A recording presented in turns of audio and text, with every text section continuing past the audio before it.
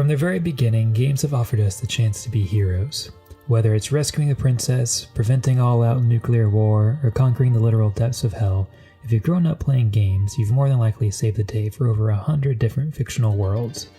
In fact, games became so good at delivering this particular kind of fantasy that it became expected. But as with many art forms, as soon as a trend gets established, it doesn't take long for that tendency to get subverted. Nowadays, we have games that let you be all sorts of characters. Maybe instead of being the hero, you want to play as the villain, or a character who is neither. Someone who isn't quite an altruistic symbol of justice, but also isn't a selfish pursuer of power either.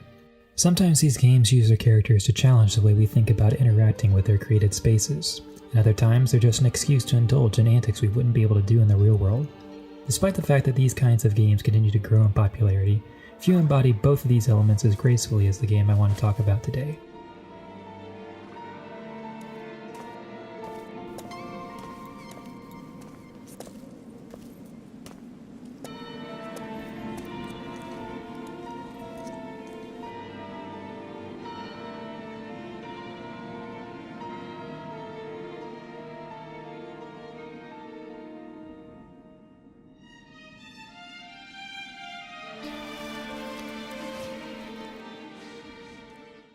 Shadow of the Colossus was developed by Team Ico and originally released in 2005 exclusively for the PlayStation 2. And on paper, it sounds very much like your average action-adventure game. You play as a young man named Wander on a quest to resurrect a woman named Mono. The only explanation we are given for Mono's death is that she was killed in some sort of ritualistic sacrifice because, as Wander puts it, she had a cursed fate. In order to bring her back to life, Wander takes Mono to a forbidden land wherein he makes a deal with a powerful being of questionable allegiance named Dorman.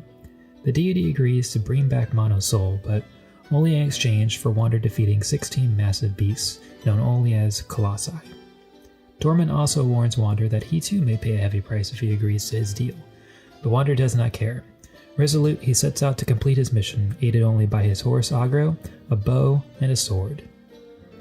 It's a simple enough setup for a game. We get just enough context to know why we're trying to kill these 16 Colossi, but not enough information to really question if that's actually the heroic thing to do here. This is important because unless a game specifically tells us otherwise, we as players usually assume the actions we are being asked to perform and the character we are controlling are inherently good. And this is a fact that Shadow of the Colossus is very much aware of and actively tries to undermine. The entire game is basically a test to see just how far it has to push you to make you question why you're actually killing these creatures, and it isn't necessarily going out of its way to hide this fact either. All the clues are fairly easy to put together once you know what you're looking for, but most players won't start to see the full picture until they've reached the end of the game. It takes a lot to shake us out of our assumptive role as a hero because we've rarely been conditioned to do so by a game. Many of the more obvious clues can be found in an actual encounter with a Colossus. First and foremost is that the game really goes out of its way to make you feel bad about killing these monsters. Many of the Colossi aren't actually aggressive until you actively try to hurt them, and it's hard not to frequently feel a sense of majesty when observing these massive creatures move about undisturbed. They don't seem to be doing much of anything aside from living out a peaceful existence in this locked-away land. Once you actually begin a fight with a Colossus, the music has an epic and sweeping quality to it, almost justifying your actions, but the music that plays once you've slain your enemy is jarringly mournful.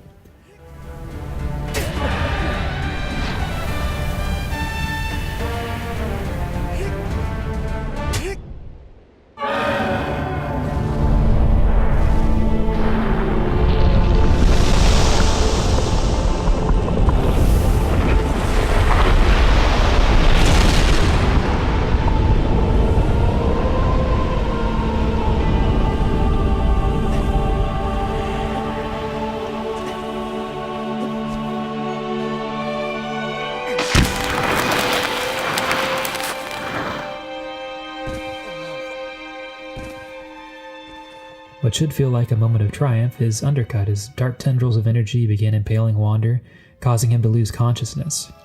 After your first few battles, a weary sense of monotony sets in, as we're transported back to the temple we started at and given a clue to the whereabouts of the next Colossus we're meant to kill. The cycle begins again. But the Colossi aren't the only characters the game tries to portray as sympathetic. There are also a lot of little touches to Wander that make him feel less like an unstoppable video game hero and more like a kid who's in over his head. He actually seems rather ill-suited for the task set out before him. While he is fairly proficient at riding a horse and shooting a bow, he doesn't appear to have much experience swinging a sword.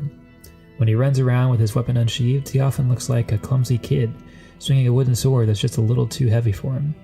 It's believable enough that Wander might have been a good hunter back at whatever village or town he came from, but it seems doubtful he was ever trained for any real combat.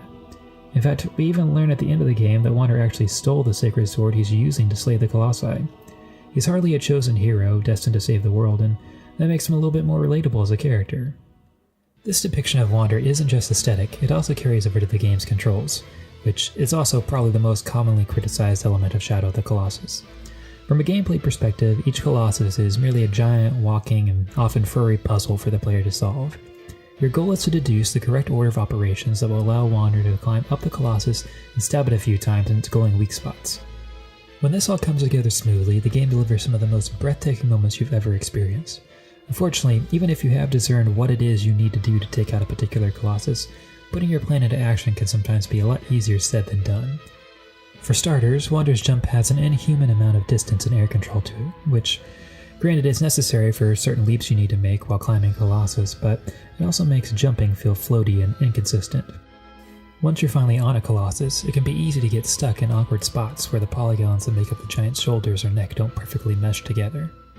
Now, some of the game's most ardent defenders will argue that these flaws are intentional design choices, made to better simulate the daunting task of conquering each Colossus, and thus make each victory feel that much more satisfying.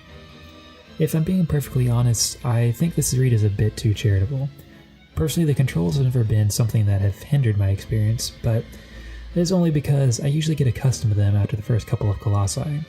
Obviously, this is a very subjective perspective, and if you never get used to the controls, it's hard to imagine you'll have much fun playing this game. And that's a really big problem because gameplay isn't just important from a player enjoyment perspective, it's also a crucial part of the game thematically.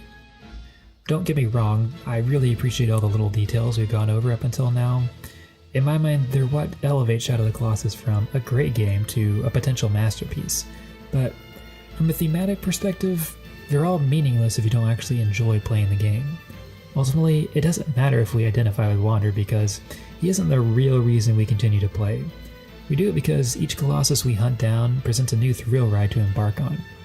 We don't really care about seeing Wander succeed because we don't have enough context for who he or Mono are as characters. But the ultimate irony is, although our reasons may be different, the player and Wander both have the same goal in mind, and that's really all we need to transpose our values and morals onto him. Wander's story is as much a device to push us forward as it is a reason not to look back.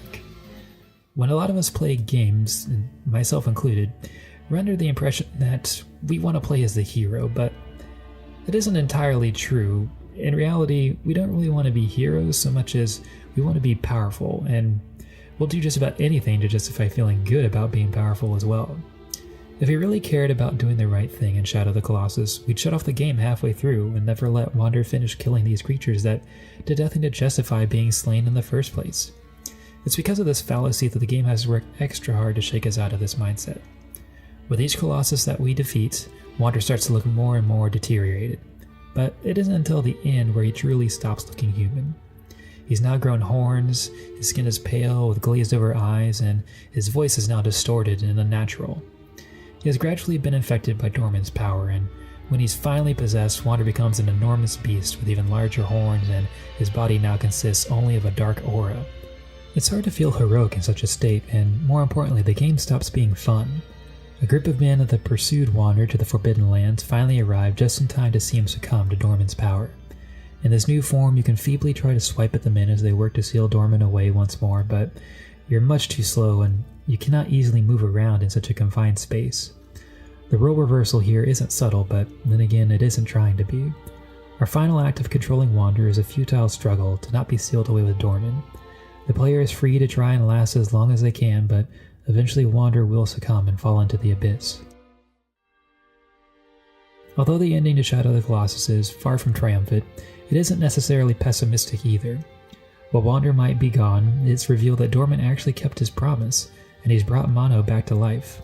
Agro, who had previously sacrificed himself to save Wander, reappears injured but still alive. And in the waiting pool that had just been transformed into a magic portal to seal Dorman away, Mono finds a young boy, who also happens to have horns. As the credits roll, Mono and Agro take the baby up to the top of the temple and find a garden filled with peaceful wildlife. And this is the note we go out on. The ending manages to walk that fine line between both tragic and hopeful. In the end, it's hard to say who the true heroes and villains of Shadow of the Colossus really are, and that's ultimately one of the game's biggest strengths. Its willingness to neither condone nor condemn both the player and Wander set it apart from other games that try to say similar things. Instead of being preachy and talking down to the player, the game has a more contemplative tone. There are no grand statements to be made, just simple questions, and that's a smart approach. After all, it'd be rather hypocritical if the moral of the story were simply, what if we were the true monsters all along? Because then the creators would be complicit in that for designing the Colossi to be so enjoyable to take down. The game's only there to present the story as a matter of fact. It's up to us to question how we feel about our actions. The fact that the game's able to do all of this with so little is what makes it an all-time classic, a game that's continued to stay relevant long past its release and will no doubtably continue to be talked about far into the future. Chain gleaming, switching lanes, 2 seating.